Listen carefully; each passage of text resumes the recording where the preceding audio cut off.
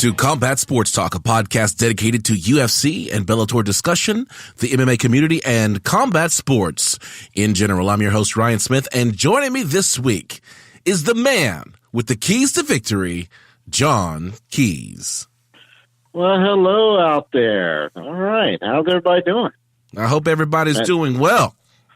You know what, everybody, I just mean like you and me. Yeah. But, Yeah. Okay. Well, we were supposed to have KC tonight, but, the real world called him and he's got some work to do. So, we're going to, hope that he gets his work done very quickly, and we'll have to catch him next week and get his opinions were going to be wrong anyway. I talked to him this morning and it was like, nope. So it worked out well. Otherwise, it'd just been me contradicting him.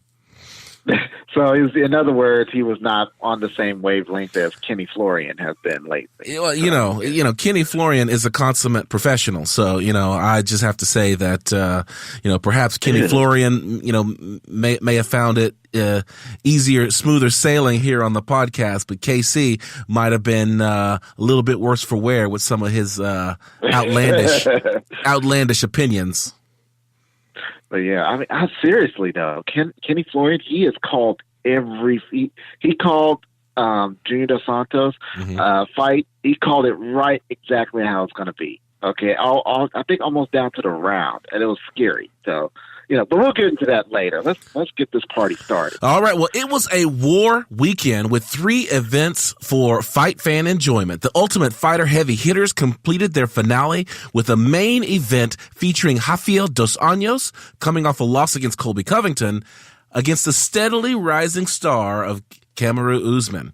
Now, on Saturday, the UFC went down to Adelaide, South Australia for the return of Junior Dos Santos and the departure of Mark Hunt, who fought his last UFC fight after over a year of strife with UFC brass. And finally, we had the battle between the Bronze Bomber, Deontay Wilder, the WBC heavyweight champion, and the Gypsy King, Tyson Fury.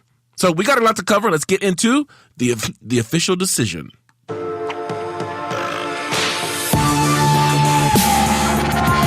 official decision.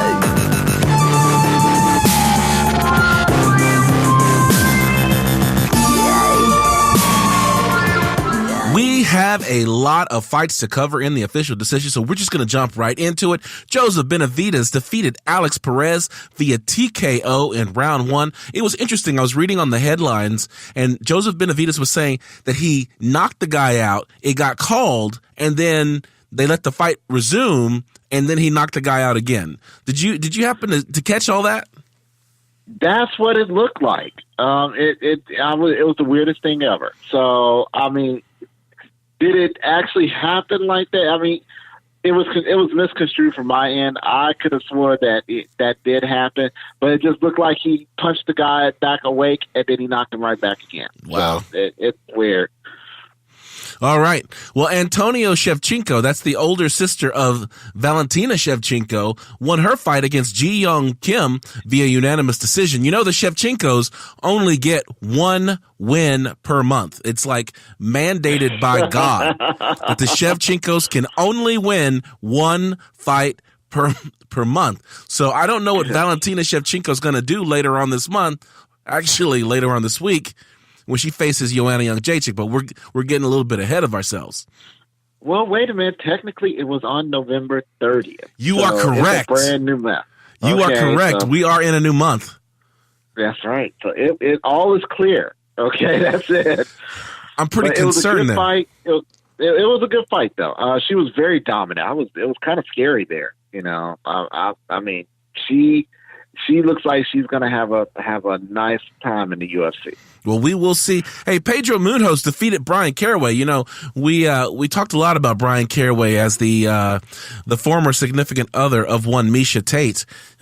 Seems like things just aren't going well for him, man. He's just, lost Miesha, now lost his fight.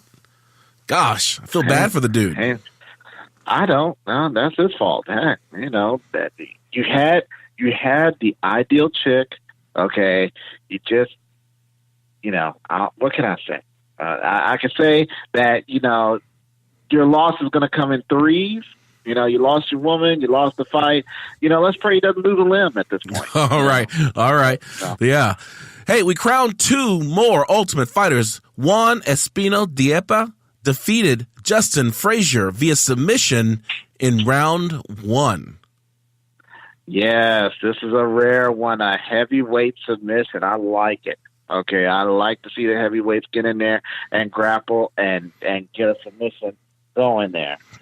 All right. Well, you know, the thing is that we've got the true submission specialist in Fabricio Verdum. He's out because of he got popped for PEDs. You know, that'd be a great fight to welcome him back with another heavyweight that's willing to go down and grab an arm lock. I would love to see that. Okay, I would definitely love to see that. But Fabricio got to lay off the juice, man. Come on. Yeah. The other women's featherweight, Macy Chiasson, defeated Penny Kianzad via submission in a rear naked choke in the second round. They are finally finding some featherweights to sacrifice to the goddess known as Chris Cyborg. Finally, the heck, and it was a good fight. This was also another good fight.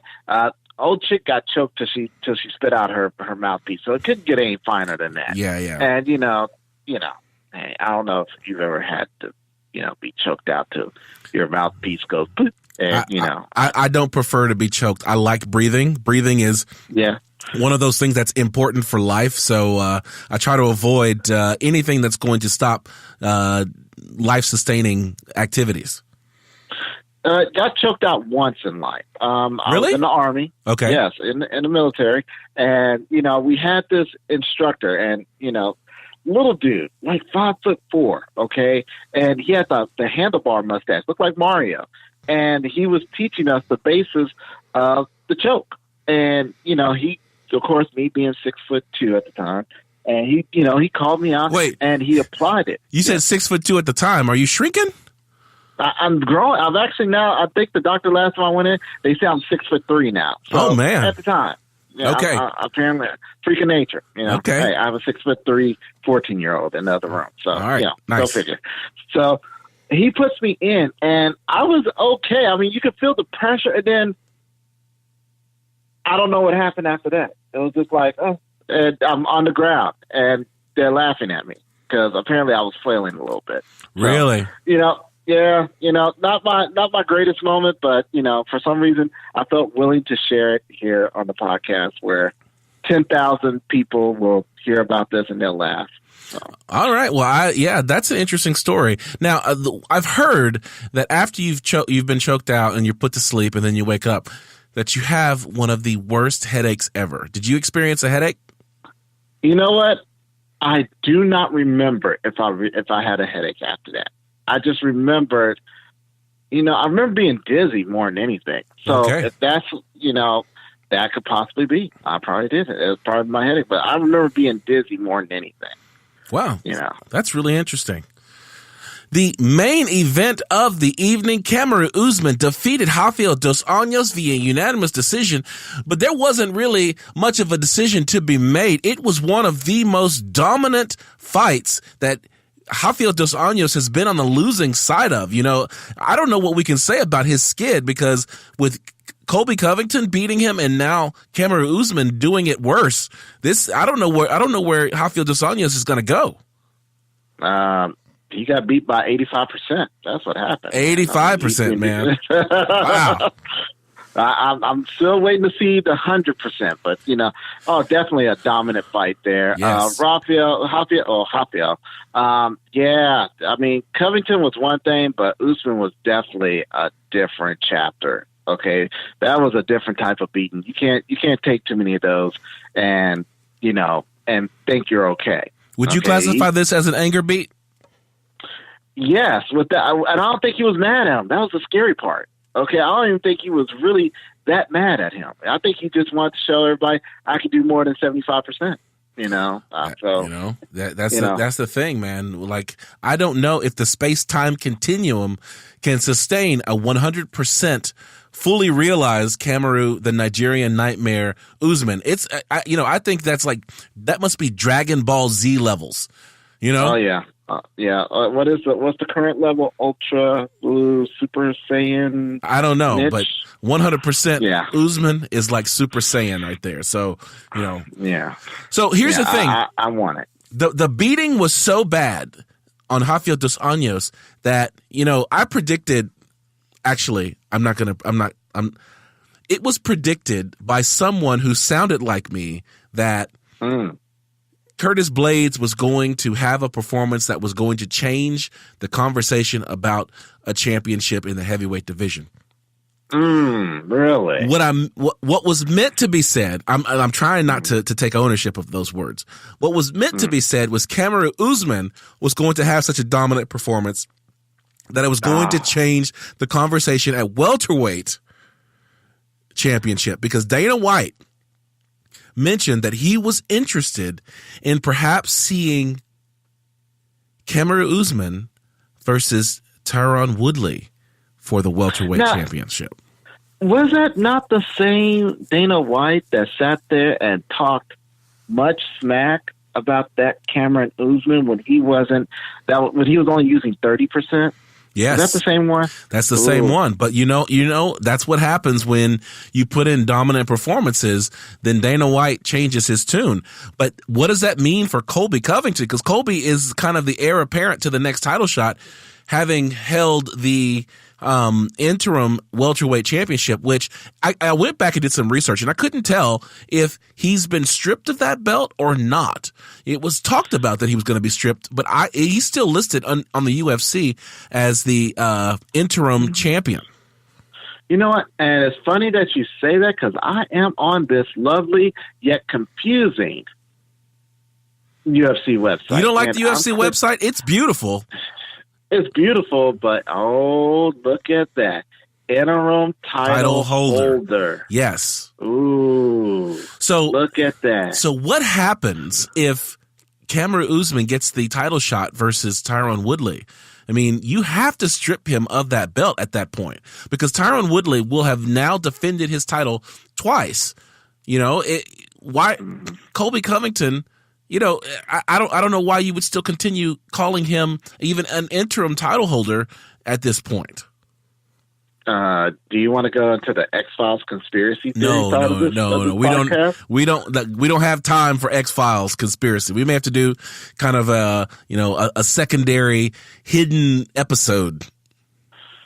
All right. Well, I'll say it like that's a hidden episode, really. Up, down, left, right, BA, select, start. Yes, the Contra episode. Yes, the Contra. Oh, yeah, that sounds so good. No, this is okay. I'm going to say this. All right. Do you want me to give you 30 seconds? Yeah, 30 seconds.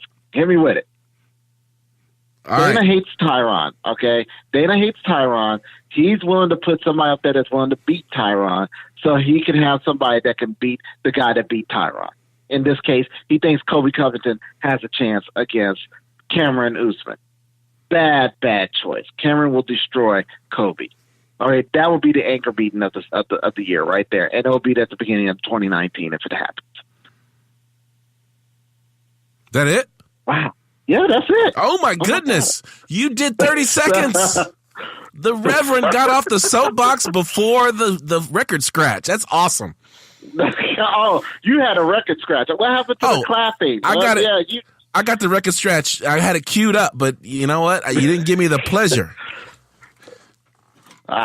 All right, so you're really gonna kick the record. I'm excited about the potential. Either way it goes. I mean, this is a fight triangle that I don't care how it resolves, because a fight with Tyron Woodley versus Colby Covington, I want to see that fight because I want to see the anger beat. I want to see Kamaru Usman versus Colby Covington because that once again is an anger beat. But then you've got two of the greatest wrestlers in welterweight right now, Kamaru Usman and Tyron Woodley. They're both, great strikers. I think probably Tyron's a little bit faster, a little bit stronger. That's going to be a great fight. I already predict 50K contender. That's a fight of the night right there. So either way the UFC goes here, they've got at least two, maybe even three amazing fights at welterweight, and we haven't even brought in the names of like Darren Till, Ben Askren, Wonderboy Thompson. You've got the fight with Ben Askren and Robbie Lawler coming up. Like welterweight, I'm going to say that welterweight is the hottest division in the UFC right now. Well, and that's a good thing. That's the crazy thing. Welterweights have always been a hot division. Okay, and it's almost since the inception of the welterweight division, they've always had a hot division. Is that the perfect weight to fight at? I don't know. The question? That's an interesting question, and I want to put that one out.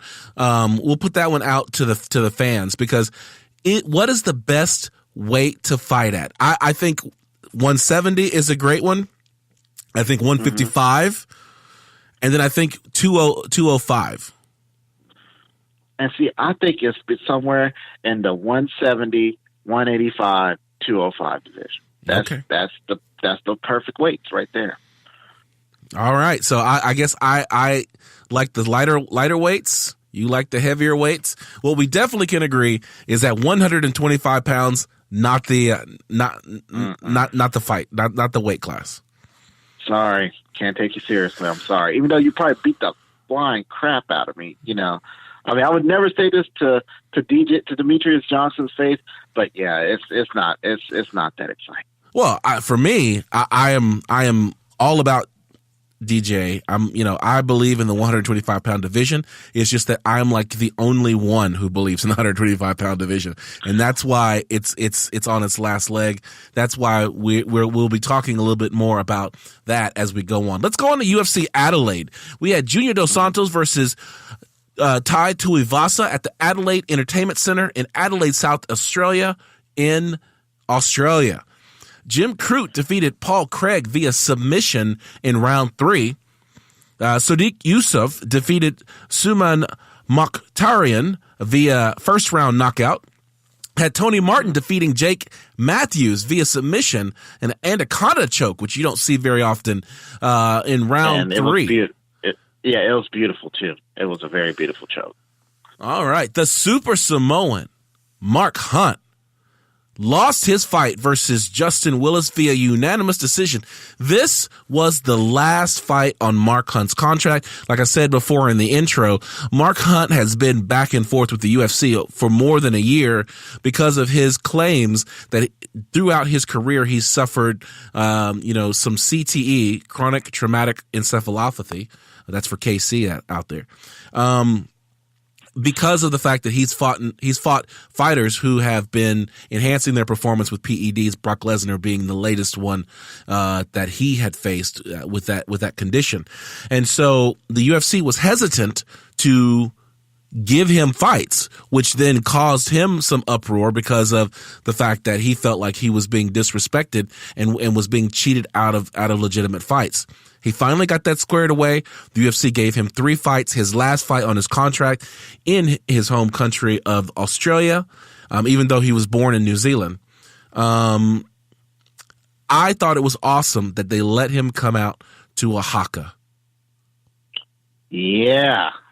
Okay. Honestly, he should have always came out to a haka. All right, honestly. But that being there and having him come out to that, we should have had sound for that. We should have had a sound bite for that. Yeah, it would have been awesome. It would be tremendous. And for those of you who aren't familiar with the haka is a Maori tribal war dance, and so the Maori peoples are the indigenous people from New Zealand. And so you see the haka if ever you've seen the Australian All Blacks rugby team play.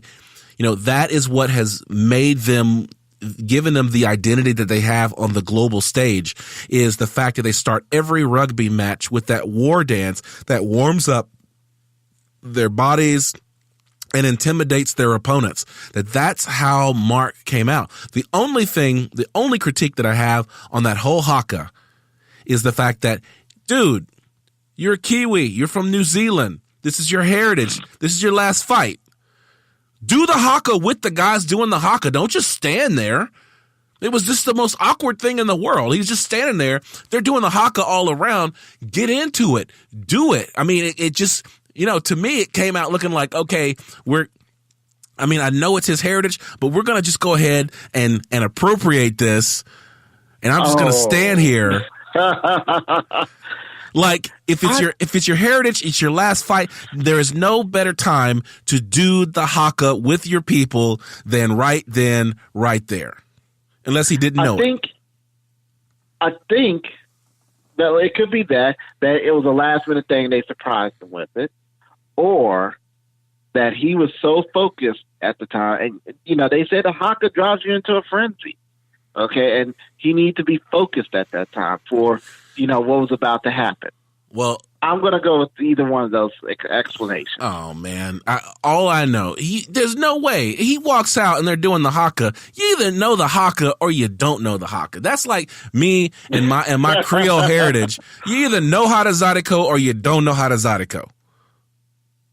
Zydeco? I thought that was just like music style. I didn't know that was a dance. It's a dance. Yeah, you go to the dance, and Zydeco dance. There's a dance that I'm gonna have to teach you. I'm not a very good Zydecoer, but if it was my last day and they bring a Zydeco band out there, I'm gonna try to do my step. I'm just saying. Okay. If it's if I am going and if it's my last day at work. If it's my last day at work and they break out and they start playing Atomic Dog, I am going to step. It's going to happen. Think about that, people. All right, just think about that for 1 second. I think we've all seen we've seen Ryan Smith, and just imagine him doing the dog, doing the step. Yeah. So I'm just saying. This was a milestone in his career, and he just kind of stands there while they're doing the haka and just kind of looks like, "Yo, what's up?" No, I'm so disappointed in you, Mark Hunt. Don't be disappointed with him because, like he said at the end, you'll see me somewhere else, and I wholeheartedly know that he'll show up somewhere else. Well, he won't be doing the haka. I can tell you that. Oh, come on, man. He's got plenty of time. He would have done the haka if it was his very last fight. Okay. Look, that's a verifiable fact. Mark Hunt, his career has to end at some point. If he doesn't do the haka, I'm coming finding you. Yeah, you do that. All right. Yeah. Shogun Rua put in some short work versus Tyson Pedro actually not short work. It took 3 rounds, but the fight was almost over.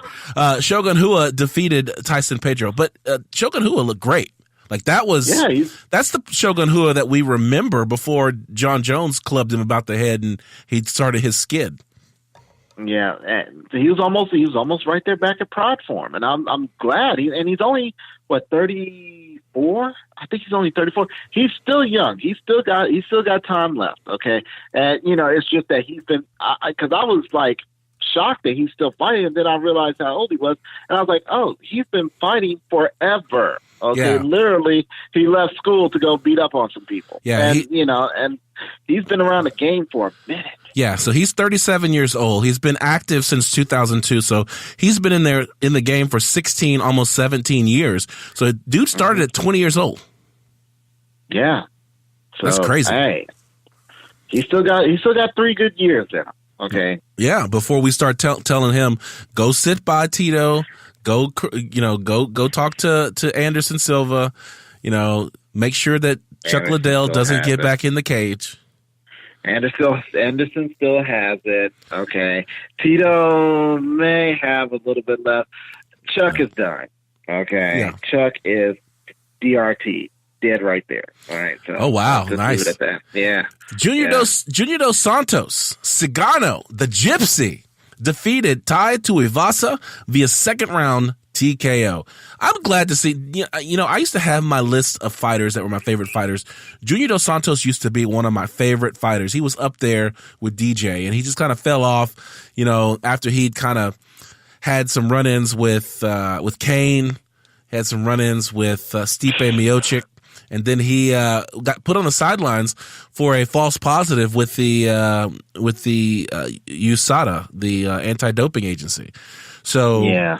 I'm glad to see that he's back. I mean, talk about somebody who has just the happiest attitude. He just is a nice guy. I would hang out with Junior Dos Santos.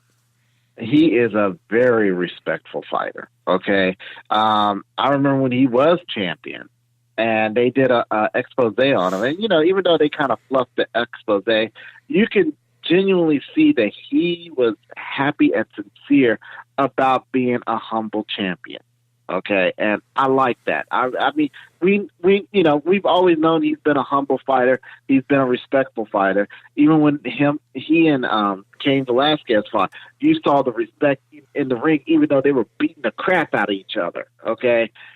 I like him. I've never fell off the hype train with him. I hope he gets back up in there, the top 3, Absolutely. Let's see where he's at. Absolutely. Where is Well, so we've covered 2 cards, and we still ain't done because we've got to talk about Deontay Wilder, the Bronze Bomber, versus Tyson Fury, the King of the Gypsies. That was coming from the Staples Center in Los Angeles, California. So many people were disappointed. The boos that came out after they announced the split decision draw, so many people were upset with that, but the final scorecards read 115-111 in favor of Deontay Wilder, 114-110 in favor of Tyson Fury, and 113-113 for a draw. This was something where people believe, there's a lot of people out there who believe Tyson Fury won that fight. I got a chance to watch that fight, and I can say that Tyson Fury, round by round, if you score a fight round by round, it's difficult to give many rounds to Deontay Wilder. I had Tyson Fury winning this fight simply because of his performance in the rounds. Now, Tyson Fury got knocked down twice. He got knocked down in the 9th round where he got back up, and then he got plastered. I don't know if you've seen the highlights, but I saw that got highlight. waylaid. He got mollywopped. Okay, that's another one you can add there. He got mollywopped. And I thought there was going to be a riot at the Staples Center when I heard all the boos and everything like that. But like a lot of the fighters says, boxing. You just gotta make a rematch with this one, didn't you? They just couldn't let it be a winner in that. So I was talking to KC earlier today, and he was saying that the rematch was already in the contract. So that leads people to believe that the fact is that perhaps they knew that this was going to happen. But I think it's more. I think we both agreed that it was more of a Deontay Wilder is the WBC heavyweight champion. He's got 8 title defenses. If he were to lose that fight, that's kind of a safety clause so that he can get that fight back as an immediate rematch. So I'm not too surprised at that. I just wish that they hadn't that they had declared a winner. Either way, the fight was close enough that I would have accepted either verdict, just because of the fact that Deontay Wilder got 2 knockdowns. That second knockdown was devastating.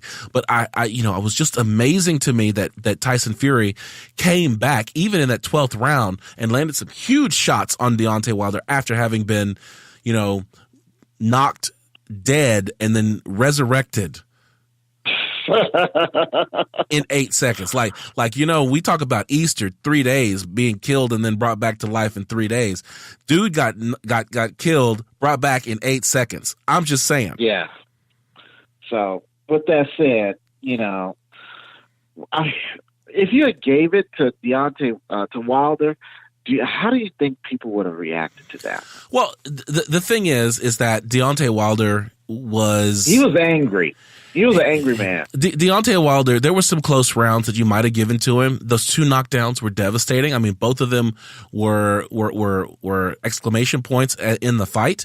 So if the fight had been given to Deontay Wilder, I think that you I think there are people who would probably have accepted it. For me, like I said, I thought Tyson Fury did enough from a boxing perspective.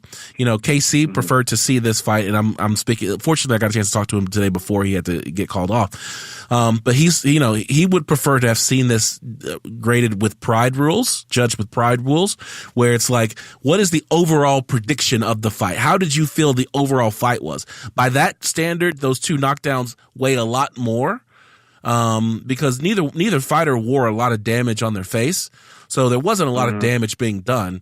While Fury outpunched Wilder in the fight, I mean, on all metrics, he was the more accurate and more productive puncher. There wasn't a lot of damage being done. It was a lot of jabs, it was a lot of touches and things like that. A couple of big shots here and there. Those knockdowns are undeniable. So I can definitely see an argument for Deontay Wilder winning that fight. But for me, how I've picked it, I also, some of my other friends, how they picked it, I think a lot of us had Fury winning that fight from just a technical boxing perspective. But I'm interested in seeing the rematch. Oh, yeah. And they said, it's going to be like 5-6 months down the road? I don't know. They said it's a quick turnaround. Well, yeah. Well, Tyson Fury in the post-fight said that he wanted to enjoy Christmas. He'd been 10 weeks away from his family. He's got a young one on the way, and I think he said he has 4 children. It's that time of year. Take it off, come back. We could see this something in May. I wouldn't be opposed to seeing a May rematch here. So that would be cool. Yeah, definitely. All right. Well, let's close the book on this one and put it on the shelf. These cards are history. And now let's look at Finding the Angles, where we look at the headlines that are making waves after all of this action.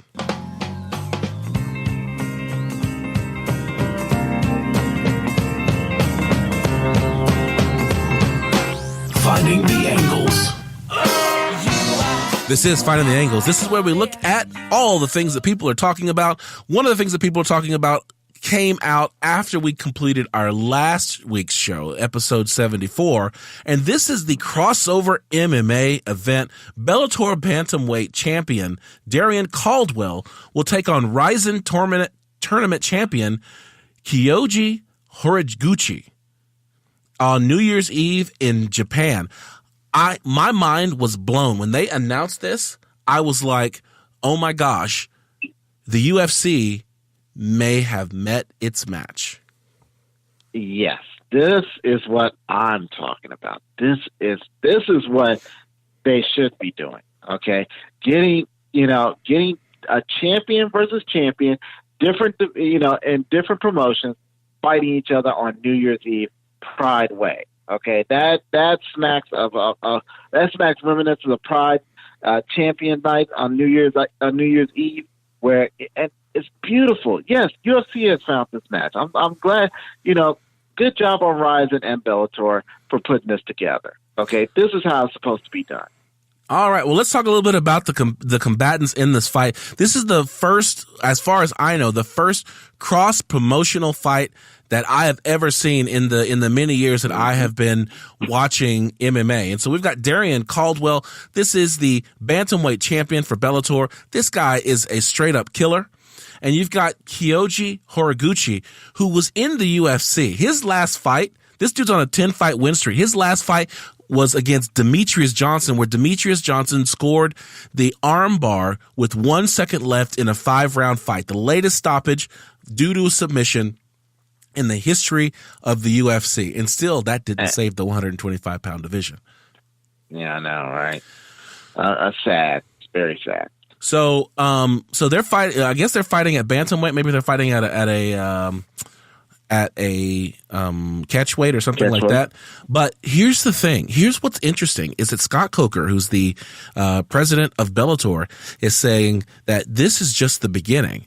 That right now, all you're seeing is a main event, a cross-promotional main event between Rizin and Bellator. He says, but in 2019, we will see a Bellator Rizin card.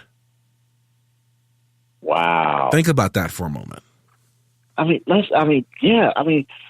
can do it like once every 6 months, do it for New Year's, do it for a summer opener, like a summer solstice fight, and do it, and there you go.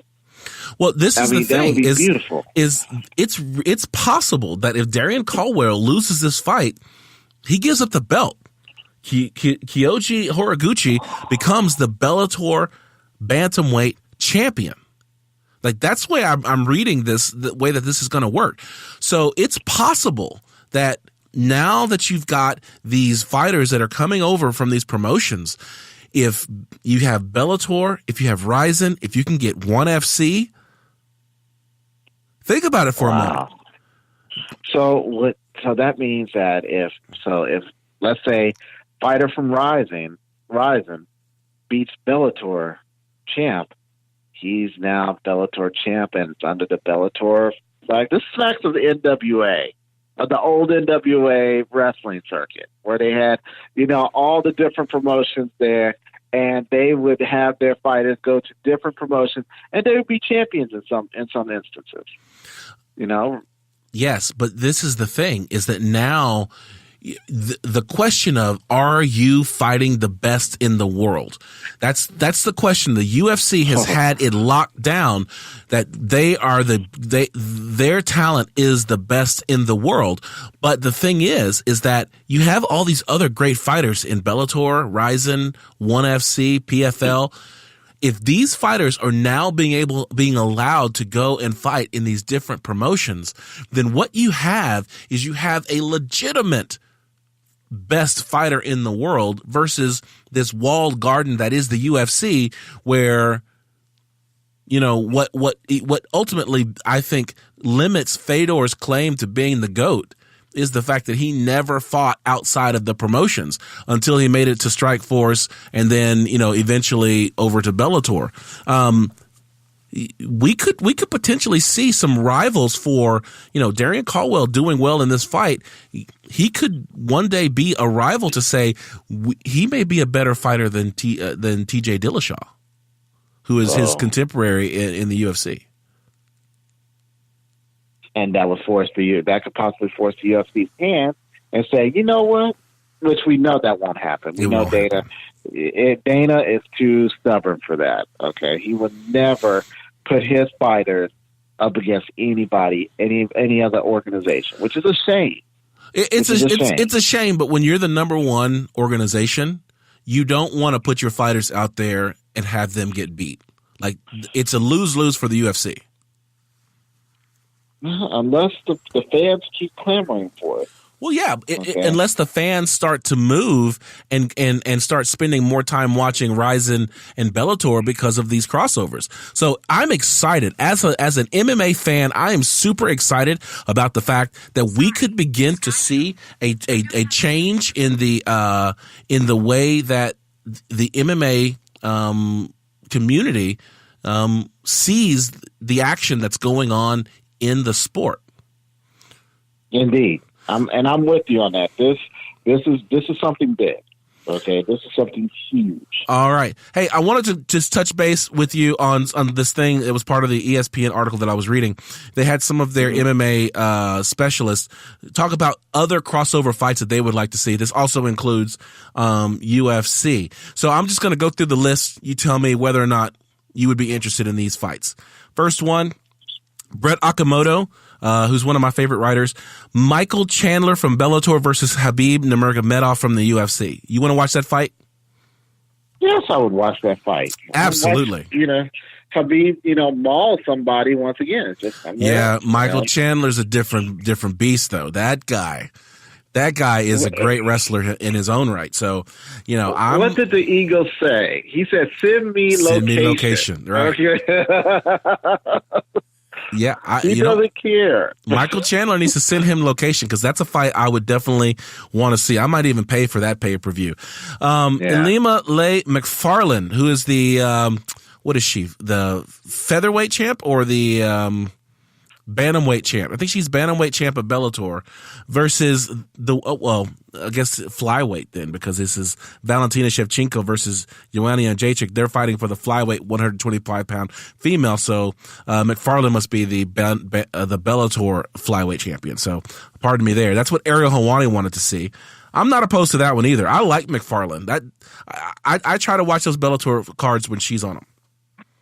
I have never heard of her, but give me 2 minutes here. Give me 30 seconds. Heck, give me 30 seconds. I'm gonna keep going through these. TJ Dillashaw from the UFC versus Demetrius Johnson from one. That's Phil Murphy. I feel like that's cheating. I mean, it's basically the UFC versus UFC. Demetrius Johnson is only over there with, he hasn't fought yet. Yeah, but I'm just saying that this is the one that got away from us. Okay, that seriously got away from us. All right. I wanted to see that. Jeff Wagenheim said Michael Venom Page versus Darren Till. Ooh, Battle of the Smack Talk.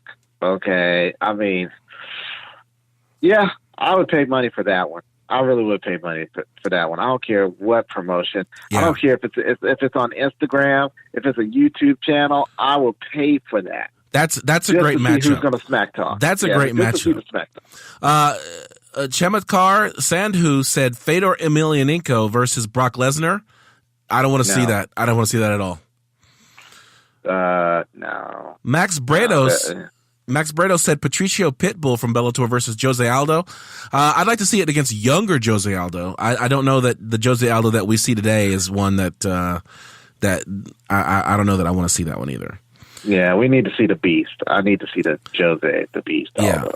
Eric Tomiso said Fedor Emelianenko from Bellator versus Francis Ngannou. That's another one. I don't want to see that one either. I would see that. I would like to see that one. That's an interesting. I would like to see younger Fedor versus Francis Ngannou. Okay, maybe older Fedor will get beat. He get beat bad beat. But younger Fedor, I'd like to see that. All right, I would love to see that. One fight that we might actually get to see is Dustin the Diamond Poirier versus Conor McGregor. Dana White said that that's a fight that makes sense right now. And that way what you get is Tony versus Habib Nurmagomedov, and then the winner of the two fights would fight each other for the lightweight championship. One of the things that's pending on this, of course, is how the Nevada State Athletic Commission rules on Conor's case after the fallout of UFC 229. So, depending on what happens with Conor, we could actually see Dustin the Diamond Poirier versus Conor McGregor. On Twitter, Poirier posted the red panties that Conor references as what any fighter who gets a contract with him should ask his wife to pull out. And so I think Dustin Poirier is all about getting that contract signed with Conor McGregor. I'm with it. Okay. That's a great fight. It would be a slobber knocker on this one. Right. And so this is actually a rematch. Yes. Yes, it is, because he ran through him the first time, didn't he? Conor McGregor fought Dustin Poirier at 145 pounds. It was a close fight, but it ended early in the first round when Conor landed a blow behind Dustin Poirier's head. Now, it was not intentional. Poirier was trying to duck a punch, and it landed right behind his ear. And that's an illegal strike in mixed martial arts. But because it was incidental, he went down, and it was called a victory for Conor McGregor. So I know that this is one that Dustin Poirier has been chasing, since that day, and to get it at 155 pounds with potentially a title shot on the line, I think that's no better way to get that back. I think it's a dangerous fight for Conor. Yeah, and especially he's been out. He hasn't, with the exception of the Nurmagomedov fight, he hasn't fought in how many years? And he can't. He's going to get beat. Let's just put it out there like that. He's just going to get beat. All right. Let's go with one more story. The 165-pound division coming after UFC 233. Basically, Josh Thompson put it out there that was what was going to happen. Ben Askren was all over it, looking for Habib Nurmagomedov to meet him halfway between 155, not really halfway, but meet him between the 155 and 170 pound weight class. Dana White says it's not true, but I think this is starting to become the worst kept secret the UFC has ever had. Oh yeah, because and you can always tell when Dana's hiding something, because when most people, when they tell a lie, they get very technical about the lie. Okay. With Dana, he gets very quiet and he just gives you short answer. Okay. The shorter the answer, no, not happening. Yeah, his answer was not true. Exactly. So it's very true, people. We're getting a 165 division, and God forbid we're going to see all sorts of craziness in that division. That may become the new welterweight. Oh, man. Okay, because you can just imagine the matchups from there. Oh my goodness! I'm against it. I think it's a terrible idea. I supported Dana White when he was saying that this was not going to happen. It should not happen. That this is what they should be doing is reforming their weight cut policies, because now in putting a 165-pound division, you've got all those guys who at 170 can make 165. You've got them that are going to try to make that 165. So you're just getting those bigger fighters cutting an extra 5 pounds. You've got those lighter fighters from 155 who struggle to make 155 to go at 165. You may even encourage, because it's only 5 pounds below 170, some middleweights to go and try to make that cut. So I think you're going to have a lot of fighters there, and I think ultimately what you're going to have is just more and more brutal weight cuts where people are trying to use that as an advantage, their size as an advantage in getting into these lighter weight classes. I don't think you benefit as a division from a fighter's safety perspective. Definitely, it's going to create some interesting matchups, but it's too close to 170 anyway. Like, get rid of 170 then and just do 165. And what if they do that? Because the reason why he's probably being mum about the whole situation is that they could be reforming the whole weight division. Yeah, but all the weight division. But here's the thing: is that we just said 170 is the hottest division right now. Why would you cannibalize it with the 160, 165? Like, it just doesn't make any sense. Dana never makes any sense. Okay, that's the thing about him. He will do things. He will put a perfect sandcastle together and then kick it over just to rebuild it. Okay, and I think that's what he's going to do. I think that's kind of the reason why he hasn't said anything yay or nay to it, because he's seeing what we're seeing is such a hot division, and if he knows that if he puts a 165 division and abolishes the 170 or maybe push it up to 175, that he loses the hot division that is the welterweight division.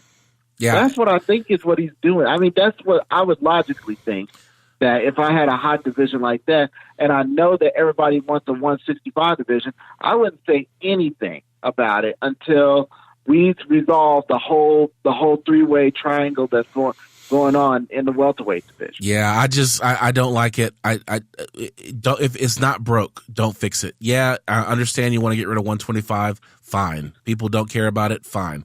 But 170 is a hot division. Moving it to 175 just gives a target for 185ers to try to make. Trying to squeeze in a 165, so you have it'd be 135, 45, 55, 65, 75, 85, 205. 265. I don't know. Let's go. Go ahead. I was just going to say, I mean, this could be the start of a way that they're trying to keep the fighters from not making such a harder weight cut. This could be a way. It's not. It doesn't change anything. The policy for a weight cut hasn't changed. It just gives bigger fighters a new target to try to chase. That's all it does. So now if you go up to 170, if you move 170 to 175 and squeeze in a 165, that means you're going to have 185ers who really weigh 205 to try to make 175. It's 10 pounds more. You've got 185ers who can't make 155, but they can make 165. It's just going to encourage more fighters to take more weight cuts, and you end up having more two-weight champions. And it's just like, I don't know. At the end of the day, it's what makes money. It's going to give you some interesting matchups initially. You'll have a Motown phenom, Kevin Lee, getting to fight someone like, Darren Till, who's moved it to 185. You might actually get Kevin Gastelum to go down to 175. So you could get some of those kind of matchups. Ben Askren versus Kevin Gastelum. These are some interesting matchups, but eventually what you're going to get is a normalization across all of your weight classes. None of them will be as stacked as they were before. And you've given fighters options now to get out of fighting the fights that make sense for the sport and getting into fights that make sense from a strategic standpoint. I'll take a 165 or I'll take a 175 because it's a better matchup for me to try to climb up the mountain. And so there's too many things that I question about this, but speaking of that, I want to go into UFC 231. That's the fight coming up. So let's get into the fight card. All right.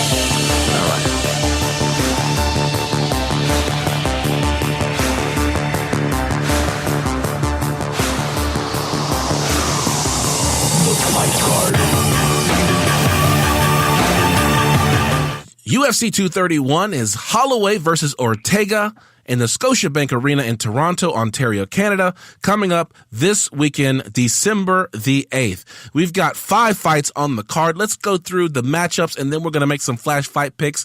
We got Hakeem Dawodu versus Kyle Bochniak. You got Alex the Cowboy Oliveira versus Gunnar Nelson. Jimmy Manuwa versus Thiago Santos. Valentina Shevchenko versus Joanna Jędrzejczyk, and Max Holloway, the champion, blessed Holloway, versus T-City Brian Ortega. This is a great card. I am excited about this card. On paper, this looks like the phenomenal card. Okay, this looks like, maybe with the exception of the first match there might just be a tune-up from the craziness that's going to happen in every match after that, leading up to that match. Max Holloway versus Brian Ortega. People have been wanting this for a long time. Hell, I've been wanting it for a long time. I'm ready to see how this is going to end. There's a lot more to Max Holloway and Brian Ortega, but it would take a whole episode to go in there. Let's just say this is going to be a great fight. This is a late entry in Fight of the Year. All right. Let's go through it. Let's start making some flash fight picks. We're going to go on and make them all. Hakeem Dawodu versus Kyle Bochniak. Dawodu is 4-1 in his last 5. Bochniak is 2-3 in his last 5. Bochniak put out an interesting performance against Zabit Magomedsharipov. Dude took a ton of damage but kept coming. So who do you have in that fight? I'm going to play it safe and go with Dawodu. All right. Dawodu. I'm actually going with Bochniak. Like, I gained a lot of respect for that guy. He kept coming. Zabit Magomedsharipov is such a talented fighter that he was outmatched there. I don't know that he's going to see that same level of competition against Dawodu. So I'm going with Bochniak in that fight. The Cowboy, Alex Oliveira versus Gunnar Nelson. What do you got there? Man, I got Gunny by submission, dude. Seriously. I just happen to like Gunnar Nelson a whole lot better than I like the Cowboy. Unfortunately, and I like the Cowboy, but not today. I'm going with Oliveira. I mean, that is one of those guys that just finds a way to win. I know Gunnar Nelson is a big fan favorite. People like him a lot, but I got to go with the Brazilian on that one. Jimmy Manuwa, the poster boy, versus Thiago Santos, the hammer. I think the poster boy's got this one. I think he got this one lock, stock, and lock, stock, and barrel. Yeah, if Thiago Santos hadn't had such a bad outing versus David Branch, I might have gone with Thiago Santos. But I'm going to play it safe and go Jimmy Manuwa on this one. But there's so much power that Santos has. I wouldn't be surprised because I've seen Manuwa get caught.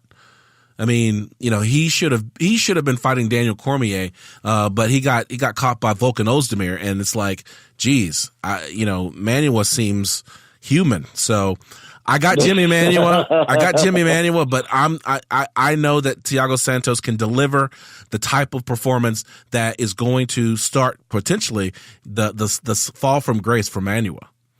Let's go to the co-main event, Valentina Shevchenko versus Joanna Jędrzejczyk for the flyweight championship that was vacated a few months ago by Nico Montoya.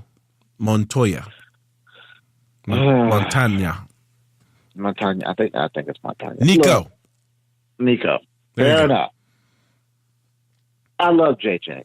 Okay, I love her attitude. I love her positivity. I love her fighting style. But it's been consistent that ever since she lost to Rose, she just can't get it. I don't think she's got it this time. I'm sorry. I'm going Valentina this time. All right. Well, there's a lot of history between these two fighters. They have been big rivals in the Muay Thai circuit. I don't know what the series is between Shevchenko and Jędrzejczyk, but we know, you guys know, that Joanna Jędrzejczyk is the queen. She is my girl. I have been on that hype train. That's one of the few hype trains that I am personally driving. So Joanna Jędrzejczyk is my girl. I'm sticking with her. I have her in this fight. And in the main event of the evening, Max Bless Holloway versus Brian Ortega. Do we get an and new, or is it and still? Man, don't make me choose. You got to choose. Don't make me choose. This is the crow call. On. Draw. Okay, I draw. These two draw. The ring collapse. The building catches on fire by the awesomeness that's going to happen. It's a crow call. You know. Pick one. I'm going with Brian Ortega. That's the right pick. To me too. He's got. I mean, it's the right pick. That's the right pick. Brian Ortega is going to be new. He's got a gas tank on that man. Featherweight champion.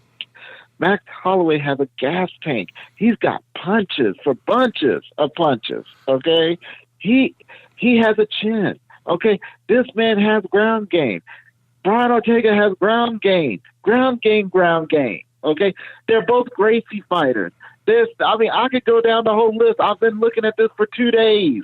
2 days I've been looking at this, and all I can say is that nothing good comes out of this. Okay. This may be the fourth horseman right here. The fourth horseman might show up in the middle of the fight. Sorry. T-City Ortega. That's an easy call for me. I like Max Holloway. He's done some great things, but Brian Ortega, it's his time. It is going to be and new featherweight champion, Brian Ortega. I would love to say that, but I've watched both these guys. And, with Max, I was like, he's doing pretty good. He's doing pretty good. He's getting better. Oh, snap. He's really good. And, oh, my God, he's the champ. And Brian Ortega, I'm just like, because I love jiu-jitsu. I love Brazilian jiu-jitsu. I love the human chess match. And he's got it,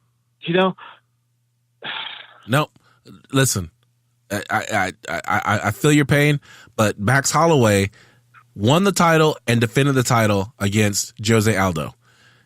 He hadn't fought anybody like Brian Ortega in a long, long time. Brian Ortega, this is his time. All right. Okay. Let's call it. Follow us on social media on Twitter. I'm at CST Ryan. I'm at Keys to Victory, and that's Keys with an ES.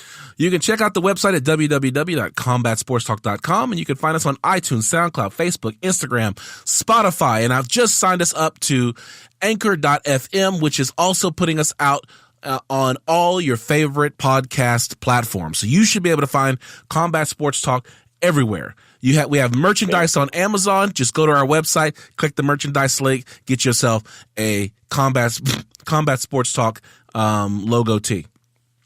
We've also got a new section on the website for live events. Going to try to do a live event recording for UFC 231 with George G-Money Stallworth. You got anything else? I'm good, man. All right. Our theme music is composed by Scott McCurry at scottdeancountry.com, and KC Onyebuchi produced our lead-ins. I want to thank you for joining us for another edition of Combat Sports Talk. For John Keys, I'm Ryan Smith, reminding you to keep your hands up, your chin tucked, and throw bombs.